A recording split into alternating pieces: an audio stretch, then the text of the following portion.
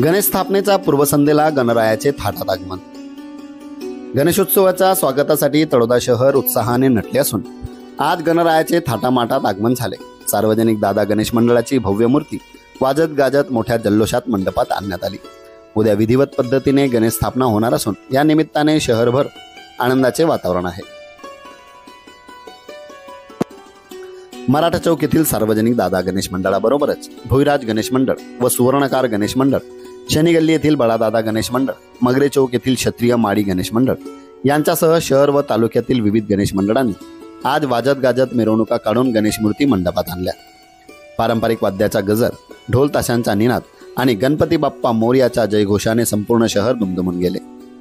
दरवर्षीप्रमाणे यंदाही तळोदा शहरात सुंदर, सुबक व आकर्षक गणेश मूर्ती उपलब्ध झाल्याने येथेच नव्हे तर नंदुरबार, गुजरात व मध्य प्रदेशातूनही मोठ्या प्रमाणात गणेश मंडळ येऊन मूर्ती घेऊन जात आहेत। त्यामुळे तळोदा शहर गणेश मूर्तीचे प्रमुख केंद्र बनले आहे।